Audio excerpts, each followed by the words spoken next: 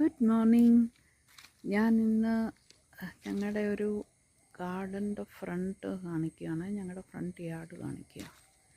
ഇത് എങ്ങനെ ഉണ്ടാക്കിയെടുത്തെന്നത് ഞങ്ങൾ വെളിയിലായിരുന്നു. അവിടുന്ന് ഓരോ വർഷം വരുമ്പം കുറച്ച് തൈകൾ വെക്കും.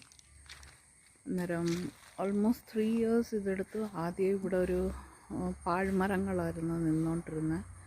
അന്നേരം അത് ഫ്രൂട്ട്ഫുൾ എങ്ങനെ ആക്കിയെടുക്കുന്നെന്ന് ഉള്ള ചിന്തയായിരുന്നു.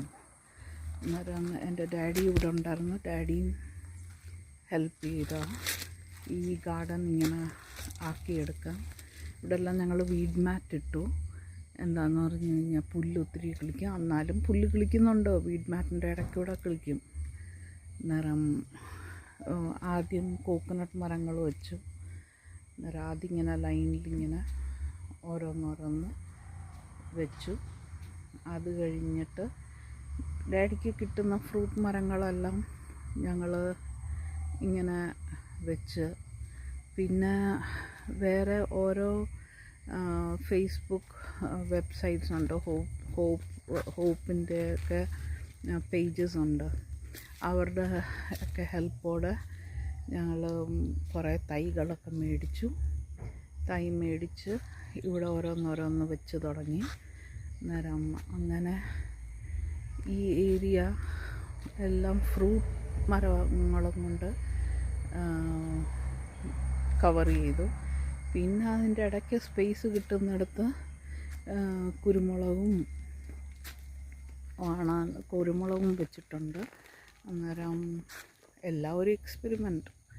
അന്നേരം ആ എക്സ്പെരിമെൻറ്റ് നടത്തി ഇത്രയൊക്കെ ആയി.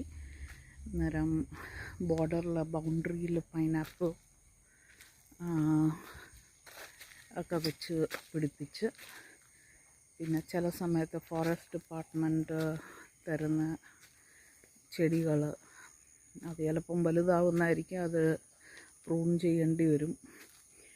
ഇത് ഞാവൽ, ഫോറസ്റ്റ് ഡിപ്പാർട്ട്മെൻറ്റ് തന്ന ഞാവലാണ് ഇത്. അങ്ങനെ ഓരോന്നോരോന്ന് വെച്ച് പിടിപ്പിച്ചിട്ടുണ്ട്. ഞങ്ങൾ സൗത്ത് ആഫ്രിക്കയിൽ നിന്ന് അവക്കാഡോ ചെടി കൊണ്ടുവന്നിട്ടുണ്ട്.